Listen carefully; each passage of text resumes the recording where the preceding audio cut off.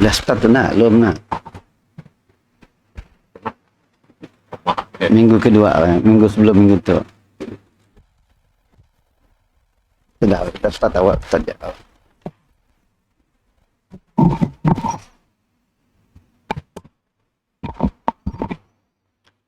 Bismillahirrahmanirrahim. Assalamualaikum warahmatullahi wabarakatuh. Alhamdulillahi rabbil alamin. Wassalatu wassalamu ala sayyidil anbiya'i wal mursalin wa ala alihi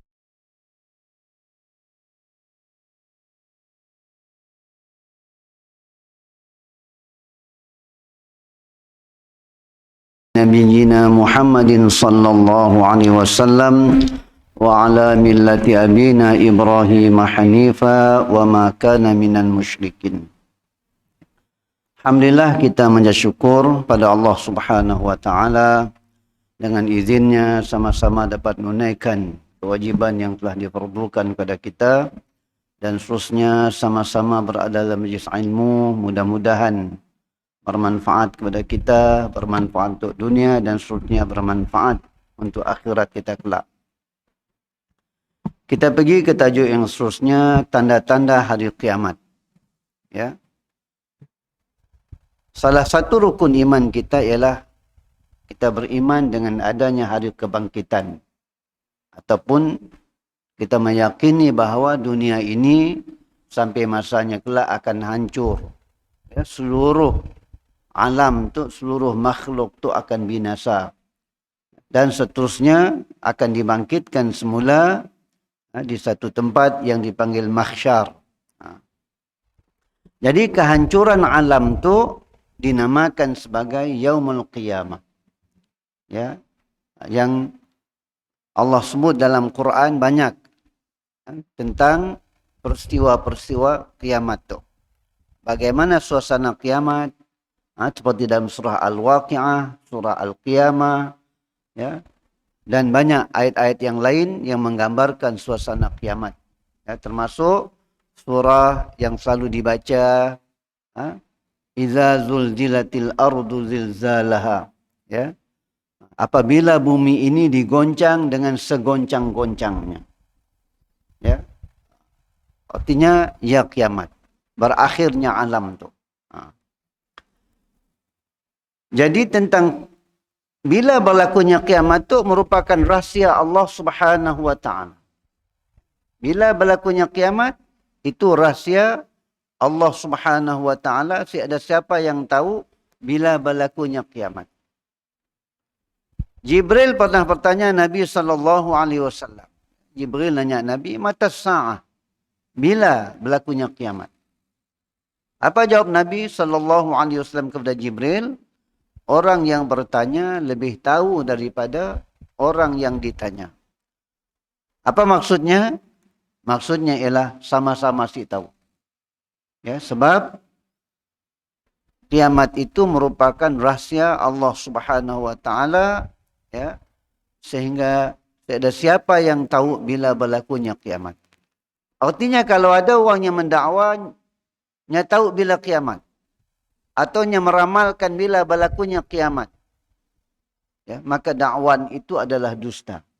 Kita jangan percaya, ya. Kan banyak orang dakwah, kiamat akan berlaku tahun-tahun sekian. Kan? Ya. Nyadang hitung berapa daripada Nabi, kebangkitan Nabi SAW berapa. Ya. Berapa lama lagi. Ya. Sehingga contohnya tahun 2020 berapa kiamat. Sebenarnya ramalan kiamat tu dah banyak berlaku dah. Dan ada yang dah lepas tarikh pun. Ya. Ada yang dah lepas tarikh. Ada yang tahun berapa? 2020. Kan? Ya. Tahun berapa lagi? Tahun 2024, tahun 2022 contohnya. Ya. Tapi berlaku. Ya. Dan bukan hanya dalam kita orang Islam aja. Ya. Dalam bab meramal kiamat, bahkan berlaku dalam agama-agama lain. Ya. Mungkin kita pernah satu ketika dulu digemparkan, contohnya di Filipina, satu gereja bunuh diri pun, kan dilepaskan gas dalam gereja, mati. Kononnya si mau nak, karena dunia dekat nak kiamat, supaya si merasai kesengsaraan kiamat, biar mati dulu. Di Afrika juga, di beberapa negara Afrika pernah berlaku. Ya, sebab mereka meramalkan kiamat itu berlaku. Bagi kita orang Islam, ya, kita sih perlu mikirkan bila berlakunya kiamat. Kita cuma dituntut meyakini adanya kiamat. Ya. Kita dituntut untuk meyakini adanya kebangkitan hari akhirat. Dan disuruh beramal. Ya, ya aja. Tidak perlu kita nak mikir bila kiamat. Apa bulan. Malah kita nandak lendar kita. Buat ramalan. Ya, si perlu. Ya bukan kerja kita. Kita si disuruh sampai kesian. Kita cuma disuruh beramal. Ya. Bahkan Nabi SAW nyuruh kita. Kalau di tangan kita ada benih. Ada biji benih yang nak ditanam. Dan ketika itu ditiupkan sangkakala. Terus tanam. Bukan berhenti. Artinya terus beramal. Dan bila kita membincangkan tentang kiamat. Bukan bermakna kita menghentikan kehidupan dunia kita. Bukan berarti kita terus duduk dalam bilik, kan? Semua pekerjaan ditinggalkan. Kita terus bekerja, terus beramal seperti biasa. Dan bila berlaku kiamat, apa yang kita nak ialah kita mati dalam keadaan husnul khatimah. Tapi kita harus ingat, ya, orang mukmin tidak akan merasai kedahsyatan kiamat. Sebab orang mukmin akan mati sebelum berlakunya kiamat. Kelak kita akan lihat tanda kiamat. Ya, di antara tanda-tanda kiamat. Jadi, tanda-tanda kiamat itu, para ulama membahagikannya kepada dua. Satu, alamat kecil. Ya. Yang kedua, alamat besar. Ia aja yang diajar oleh kita, oleh Nabi SAW. Alamat kecil banyaklah. Kan? Di antara alamat kiamat kecil, kebangkitan Nabi SAW itu sendiri tanda kiamat. Sebab baginda merupakan Nabi yang terakhir. Yang diutuskan kepada umat manusia. Selepas baginda tidak ada lagi Nabi, tidak ada lagi Rasul. Ya. Maka kebangkitan baginda itu sendiri menandakan bahawa dunia itu dah ada di penghujungnya. Banyak benda lain lagi, ya, seperti yang disebutkan dalam hadis, ya, orang yang berkaki ayam, yang asalnya miskin, bapa kedana, tinggal di padang pasir, kemudian berjaya membina bangunan-bangunan yang megah. Benda itu boleh kita lihat di negara-negara teluk, kan? Yang dulunya adalah padang pasir, yang tidak apa-apa, hidup dengan onta. Tapi kita lihat itu, ya, bangunan-bangunan yang mewah, mereka hidup mewah, kan? Ya, ayat yang, ya, alamatul kiamah, kan? Ya, tanda kiamat. Ya, tanda kecil. Perempuan lebih banyak dari lelaki. Ibu melahirkan, ya, melahirkan tuan, ya, artinya mak bapak jadi ulun kepada anak-anak, kan, ya. Jadi ya tanda-tanda kiamat. Tanda-tanda kiamat yang kecil banyak. Jadi yang kita bicarakan tu ialah alamat-alamat yang besar. Ya, alamat-alamat yang besar artinya akan berlakunya kiamat. Sama ada kita melaluinya atau si, wallahu a'lam. Kan rasa-rasanya si lah. Kan, mungkin mati kita dulu baru benda tu lahir. Tapi sebagai pengetahuan kita, ya. Kita lihat dalam hadis Imam Al-Bukhari meriwayatkan dari Abu Hurairah radhiyallahu anhu, beliau berkata, "Bainaman Nabi sallallahu alaihi wasallam fi majlisin yuhadditsul qaum, ja'ahu a'rabiyyun faqala mata as-sa'ah, famadha Rasulullah sallallahu alaihi wasallam yuhadditsu faqala ba'dul qaum sami'a ma qala fakariha ma qala wa qala ba'duhum bal lam yasma' hatta idza qada hadithahu qala aina as-sa'inu 'anis sa'ah qala ha ana ya Rasulullah Qala idza dhuyi'atil amanatu fantaziris sa'ah. Qala kaifa idha'atuha? Qala idza wusidal amru ila ghairi ahlihi fantaziris sa'ah. Maksudnya ketika Nabi SAW sedang berada dalam sebuah majlis sambil berbicara dengan sekumpulan manusia, yakni para sahabat. Tiba-tiba datang seorang badui kepada baginda iaitu lalu bertanya, bilakah hari kiamat? Namun Rasulullah SAW tetap meneruskan bicaranya. Sebagian orang ramai berkata baginda telah mendengar apa yang dia katakan. Namun baginda tidak menyukainya. Sebagian yang lain pula baginda tidak mendengarnya. Apabila baginda telah selesai berbicara, baginda bertanya, siapakah yang bertanya tentang hari kiamat tadi? Orang itu menjawab, saya wahai Rasulullah sallallahu alaihi wasallam. Baginda bersabda, apabila amanah telah disia-siakan, maka tunggulah tibanya hari kiamat. Dia bertanya bagaimana ia disia-siakan? Baginda menjawab, apabila satu urusan diserahkan kepada bukan ahlinya, maka tunggulah hari kiamat. Itu Nabi nak cerita dengan kita salah satu sebab kiamat tu adalah daripada perbuatan manusia pun. Ya. Dalam hadis tu disebut Nabi SAW sedang bercakap dengan para sahabat. Ya. Nabi-nya bukan ngurung diri dalam rumah. Nya bukan eksklusif, kan? Ya, bukan eksklusif artinya dok berkurung, si bergaul dengan para sahabat dan si bercakap dengan para sahabat. Bukan terlalu formal, ya, terlalu protokol, tidak, kan? Ya, adalah protokol-protokolnya. Itu adab-adab lah, kan? Adab-adab dengan Nabi SAW. Jadi sedang Nabi bercakap dengan para sahabat, datang seorang badui, kan? Badui itu bila sebut Arabiyun tu artinya orang badui. Orang badui itu nyampun adab-adabnya kurang sikit. Ya, hanya sebabnya hidup kedirinya hidup dengan kambingnya. Hidup dengan kambing ni ada perlu adab-adab pula. Adalah adab-adabnya tapi ada adab sesuai dengan kambing lah. Ya, nya kan nya peduli orang tengah kelakar kan nya nak nanya kan. Ni orang badui. Nabi sedang berkelakar, nya motong. Ya Rasulullah, mata sa'ah. Nabi mungkin bercakap tentang hari kiamat. Kan?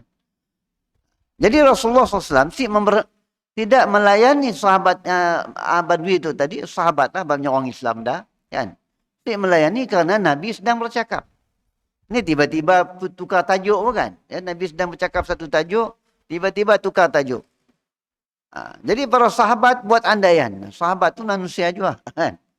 Kali Nabi dengar nak tanya oleh orang ya. Sebab para sahabat bila orang nanya, dia pun nak tahu apa jawapan. Jadi sahabat pun macam-macam manusia lain. Bila Rasulullah si mempedulikan soalan tadi, adanya terus mada Nabi dengar soalannya tu. Tapi Nabi si mau nak jawab. Si suka dengan soalannya. Sekumpulan lagi madah Nabi si dengar kalinya tengah kelakarnya dengar soalan orang. Jadi para sahabat pun membuat spekulasi juga kan, tentang Nabi tadi si melain Badui tadi. Tetapi Nabi SAW setelah selesainya bercakap, dah habis ceritanya, tajuknya dah selesai, Nabi pun nanya, siapa yang bertanya soalan tentang kiamat tadi? Ya, siapa nanya? Menunjukkan apa? Menunjukkan Nabi SAW memberi perhatian. Sekalipun orangnya adalah seorang badui. Kan? Dia bukan dalam kalangan para sahabat. Bukanlah orang besar-besar di kalangan sahabat. Kan? Tapi Nabi melayan. Dah di hujungnya Nabi nanya.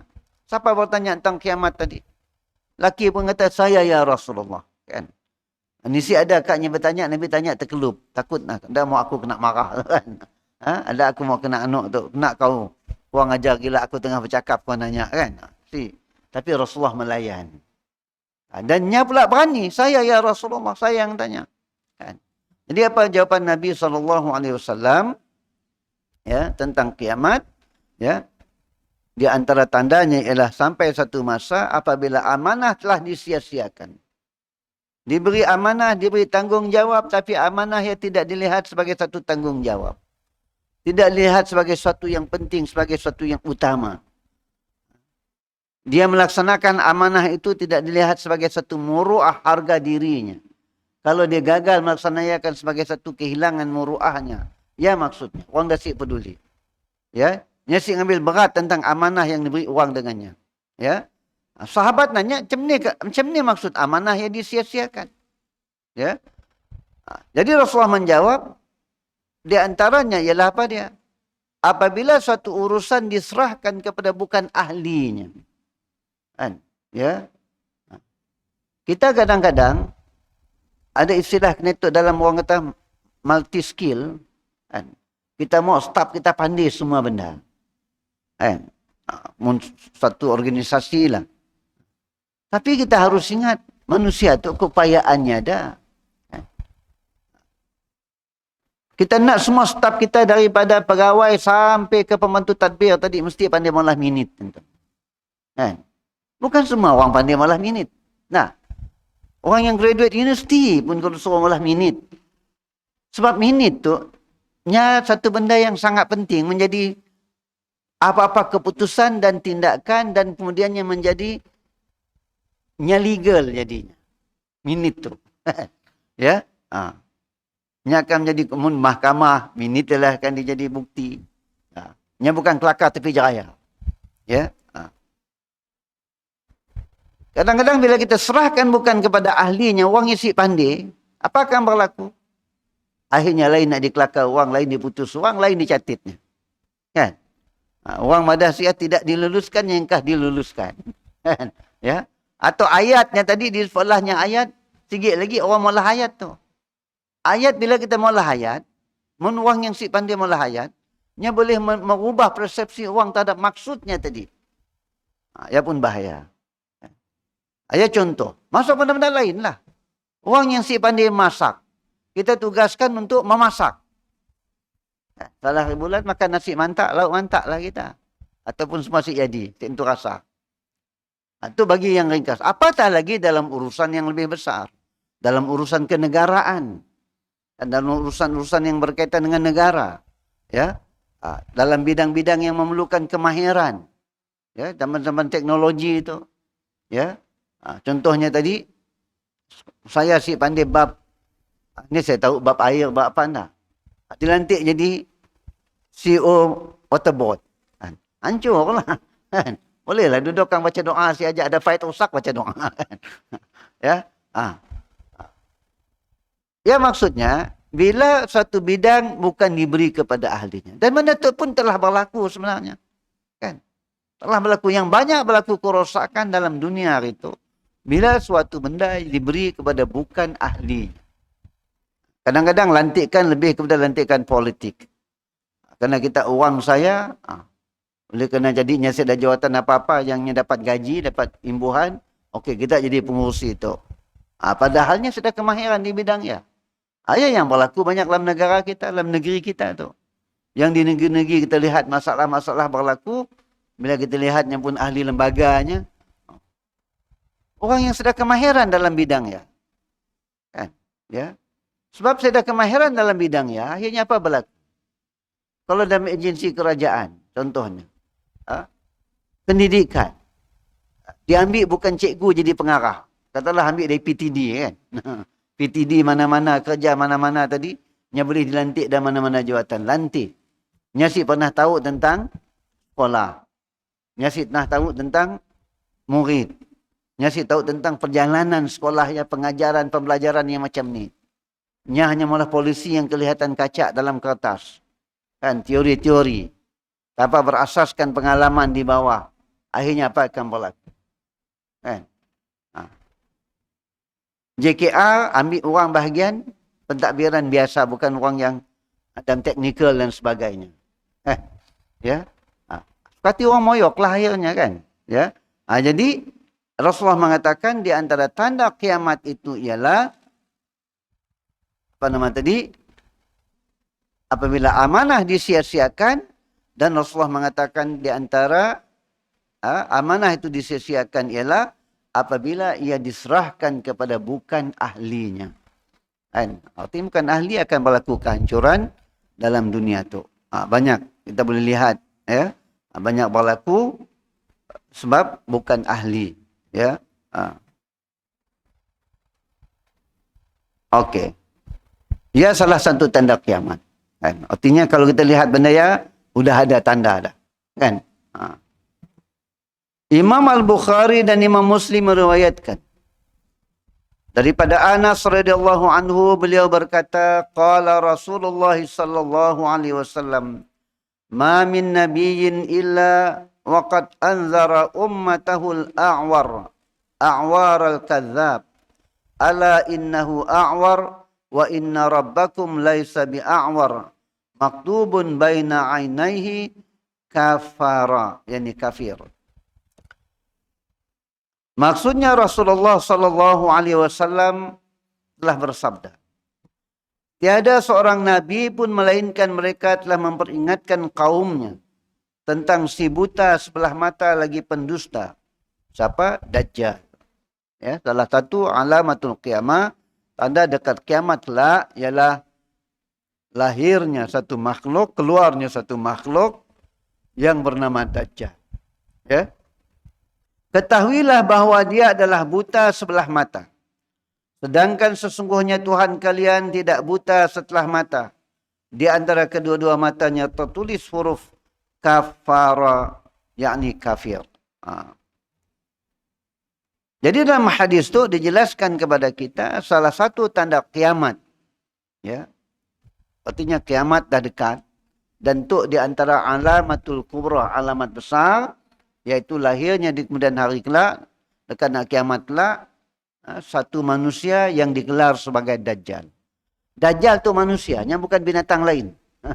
Bukan binatang, ya, daripada kerbau kah, dari sapi kah, atau sejenis binatang. Bukan. Dajjal tu adalah daripada manusia. Ya, hanya adalah manusia. Cuma Dajjal tu, ya, yang disifatkan oleh Nabi SAW sebagai yang bermata satu. Ini ada hadis lain yang menceritakan tentang Dajjal tu. Dan ada buku-buku yang hanya menyebut tentang Dajjal. Kita pagi tu dalam ringkas saja. Kan? Ya? Ada hadis Tamim Ad-Dari.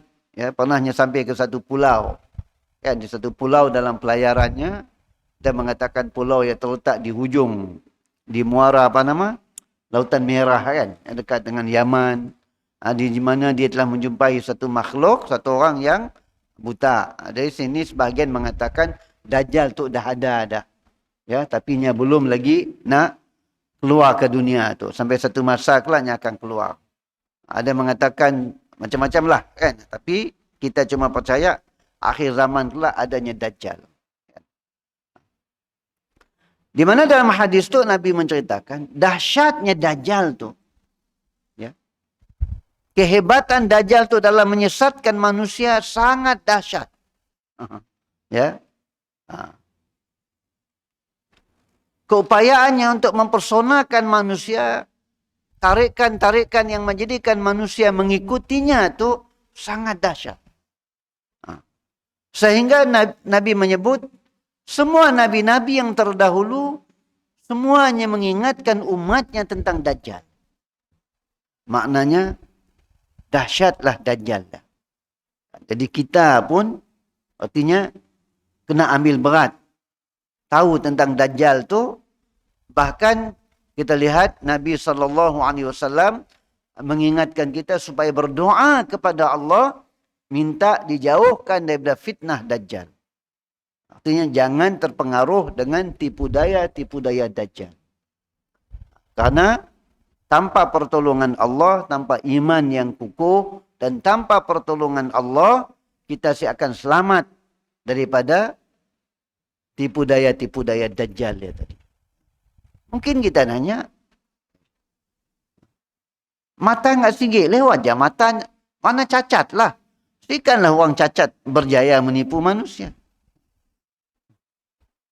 Tapi kan manusia tu suka benda-benda ajaib. Kita kalau nanggap benda-benda pelik, suka si terpengaruh.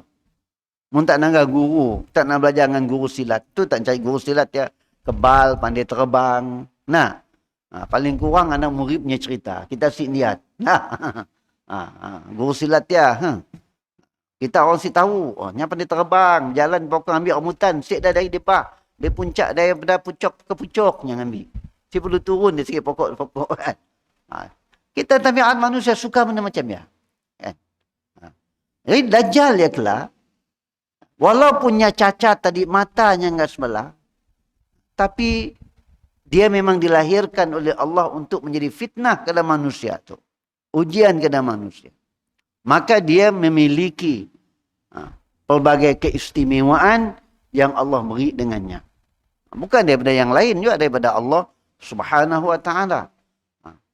Jadi sehingga Rasulullah mengatakan kedustaan Dajjal tu, dahsyatnya dalamnya molah kedustaan tu, sehingga setiap Nabi memperingatkan tentang apa nama tadi, dengan terpengaruh dengan Dajjal.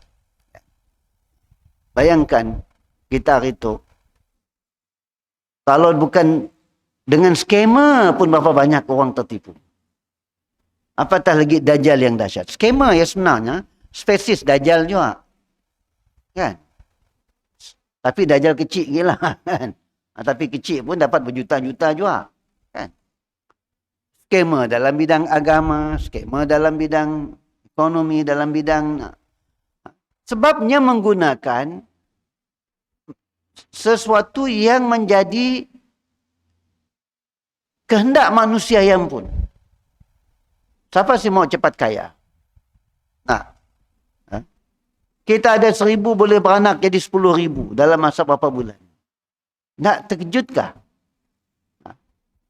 Barangkali mun saya dengan cikgu membentangnya si orang tertarik. Tapi yang membentang ya, mbaknya kita pergi hotel, keluarnya slide, tunjuknya duitnya berapa boleh. Mbaknya orang tu tak ngaku. Si tergoda kita kah? Biasanya orang yang macam dia pandai kelakar dan pandai mengolah cerita dan membawa bukti cerita-ceritanya tadi. Siapa kita pernah pergi ngikut kursus apa MLM, multi apa? Level apa semua kan? MLM kan? Jual-jual apa produk. Kan? Ya? Kita dengarnya cerita memang sangat terpengaruh. Saya masih ingat dalam hidup saya sekali je lah. Dia pun duduk minum dengan kawan-kawan naik, mbak naik ke atas. Kan? Saya ada pilihan naik juga. Apa zaman dia? Apa nama dia? Royal Jelly apa? Tahun 90-an mari. Yang main minum ubat macam kan. Saya dengar ceramah mula-mula takjub je, fikir-fikir sekata je lagi. Sebabnya ada, okey kita kesiankah dengan keluarga kita yang kena kanser, banyak penyakit. Jadi inilah saatnya kita membantu mereka dengan memperkenalkan produk ini tadi. Mungkin kita secara logik, secara hati kita yang halus lembut, terpengaruhkah? Benar juga. Benar. Kan? Lepas ya Pak Ustaz, berapa kita kena keluar duit. Kemudiannya cerita keuntungan, berapa kita jual tu, berapa minta cari orang lagi, berapa lain hibah kita. Kan? Kita tadi lupa, yang kita dapat tadi kita nak cari orang, ya kita lupa, yang kita nanggap tadi berapa jumlah besar di atasnya aja yang akan kita dapat. Kan? Ya. Tapi lepas ni alhamdulillah lah sudahlah terpengaruh. Tapi terpaksa kena hadiah, terpaksalah beli produk itu juga kan. Ya. Ya aja. Nak cobalah juga kan. Banyak orang terpengaruh. Kan? Yang skim jual apa nama? Yang terpengaruh kadang-kadang kita lihat sampai beratus ribu hilang. Ya. Ada kawan-kawan yang kena.